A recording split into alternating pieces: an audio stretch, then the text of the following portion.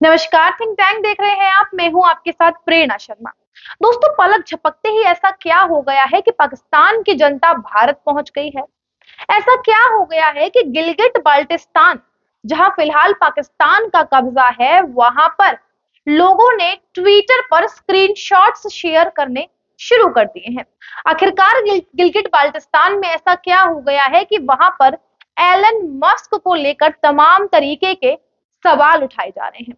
तमाम तरीके के सवाल हैं, लेकिन जवाब आपको मिलेगा हमारी आज की इस वीडियो में। दोस्तों, गौर फरमाइएगा, गिलगिट बाल्टिस्तान में बहुत बड़ा खेला होने वाला है।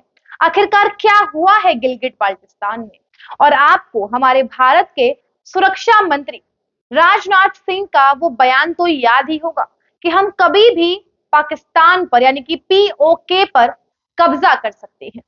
अब इस बयान का गिलगिट बाल्टिस्तान से क्या कनेक्शन है, आप सभी सोच रहे होंगे। तो कनेक्शन ये है कि रविवार से ही गिलगिट बाल्टिस्तान से ट्वीट करने वाले तमाम ट्विटर हैंडल्स की अकाउंट पे लोकेशन जब चालू की जाती है तो वहां पर जम्मू एंड कश्मीर की लोकेशन दिखाता है, यानी कि भारत की, जो भारत का हिस्सा है। यानी कि पलक झपकते ही पाकिस्तान सरकार और गिलगिट बाल्टिस्तान की सरकार के होश उड़ गए हैं। इसी के साथ साथ गिलगिट बाल्टिस्तान में पाकिस्तान सरकार के जो बड़े अधिकारी हैं, जिनका ट्विटर एक्सेस है, वो बंद कर दिया गया है।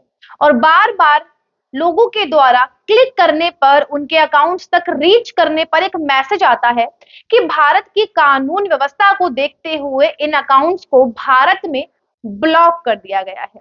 वो गिलगिट बाल्टिस्तान जिस पर पाकिस्तान अपना कब्जा जमाता है, वहां पर लिखा आ रहा है कि भारत में इसे ब्लॉक कर दिया गया है। और इसी के साथ साथ लोकेशन पर भी तमाम तरीके के सवाल उठाए जा रहे हैं।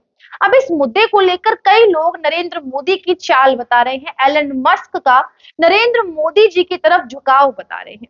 क्योंकि जिस तरीके से नरेंद्र मोदी जी अभी अमेरिकी दौरे पर होकर आए हैं और वहां पर नरेंद्र मोदी जी की जिस तरीके से एलन मस्क ने तारीफ करी, वो कोई भूला नहीं है, सभी को याद है।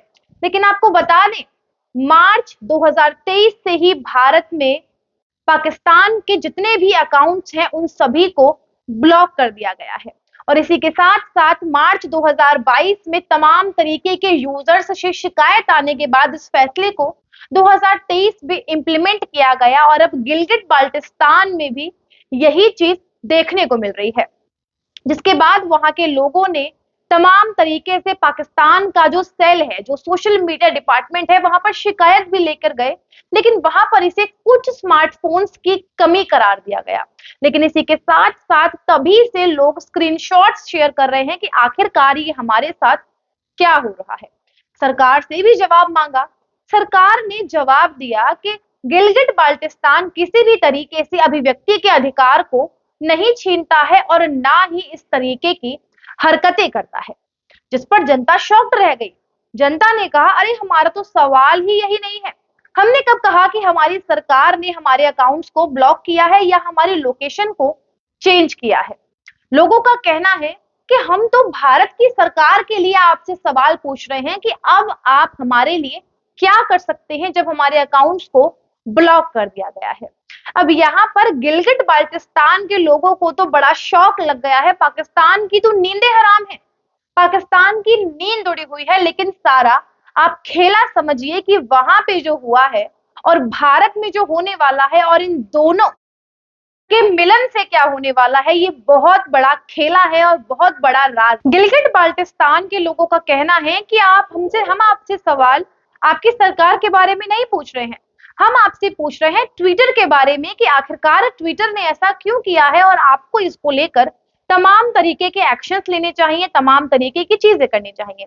जिसके बाद गिलगिट बाल्टिस्तान के विधानसभा के कर्मचारी ने इस बात को साफ किया है कि हाँ, इस तरीके की तकनीकी प्रॉब्लम आई है। जिसके बाद द डॉन, जो एक प्रतिष्ठित अखबार है पाकिस्तान का, जिसने इस खबर को सबसे पहले 9 जुलाई को छापा था, उसने पाकिस्तान की जो टेलीकॉम डिपार्टमेंट है उससे कांटेक्ट किया और वहां से जानना चाहा कि आखिरकार प्रॉब्लम क्या है। उनकी तरफ से 2 तरीके के प्रॉब्लम्स बताए गए। पहला ये हो सकता है कि ये किसी तकनीकी खराबी के कारण हो सकता है और हर अकाउंट से इस तरीके की प्रॉब्लम नहीं आ रही है। कुछ ऐसे अकाउंट्स हैं जिन्हें इस प्रॉब्लम को फेस करना पड़ रहा है और हम जल्द ही इस प्रॉब्लम को टैकल करेंगे और प्रॉब्लम का सॉल्यूशन निकालेंगे। दूसरा कारण उनकी तरफ से बताया गया है कि ये भारत की तरफ से ट्विटर पर किसी तरीके का दबाव हो सकता है, क्योंकि भारत कई बार पीओके पर अपना दावा ठोकता है और ये कहता है कि हम जल्द ही पीओके पर कब्जा कर लेंगे। ठीक इसी के साथ साथ उन्होंने इस बात का भी दावा किया कि हाल ही में कर्नाटक हाई कोर्ट के एक फैसले के अनुसार ट्विटर को भारत में रहकर सारी शर्तें माननी होंगी और भारत की टर्म्स एंड कंडीशंस के साथ काम करना पड़ेगा। ये तो हुई वो दोनों बातें जो पाकिस्तान कंफर्मेशन दे रहा है और इन दो चीजों की संभावनाएं बता रहा है। लेकिन असल में सवाल ये खड़ा होता है कि क्या सच में भारत ऐसा कुछ करने वाला है गिलगिट बाल्टिस्तान में?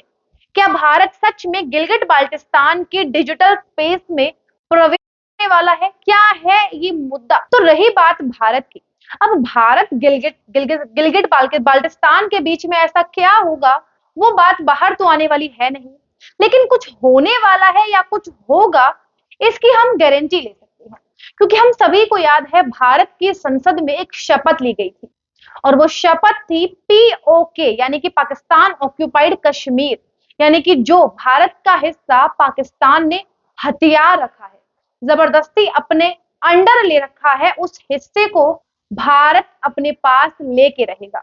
ये शपथ ली हुई है और ये शपथ पूरा करने का यदि केवल कोई बल रखता है, कोई हिम्मत, कोई ताकत, कोई हौसला रखता है, तो वो केवल और केवल मोदी सरकार है। और जब मोदी सरकार अपने कार्यों की चरम सीमा पर जा चुकी है, तो अब ऐसे में ये बड़ा जो फैसला लिया गया है भारत सरकार के द्वारा या फिर कहें ट्विटर के द्वारा, तो ऐसे में ये कयास लगाए जा रहे हैं कि हो ना हो गिलगिट बाल्टिस्तान में बड़ा खेला होने वाला है।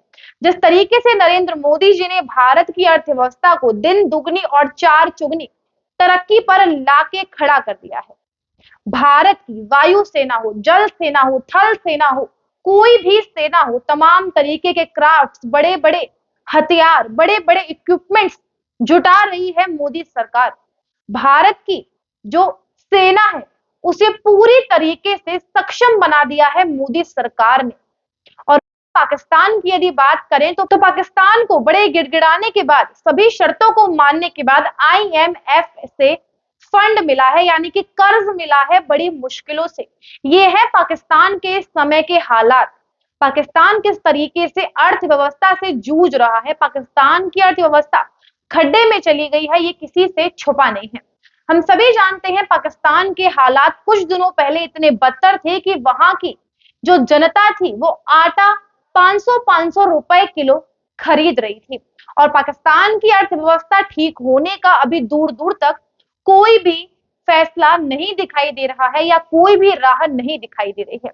और इसका सबसे बड़ा उदाहरण है, इतने महीनों से कोई फायरिंग नहीं हुई है पाकिस्तान पार से एलओसी पर, जबकि पहले अलग ही दृश्य देखने को मिलता था, पाकिस्तान रुकता नहीं था।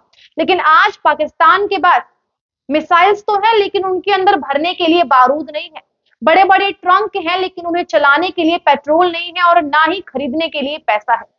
ये है पाकिस्तान की आज हालत। और आज तो हालत इतनी बदतर हो गई है कि चाहे भारत 4 फायरिंग कर दे, लेकिन जवाब में पाकिस्तान एक भी फायरिंग नहीं करता।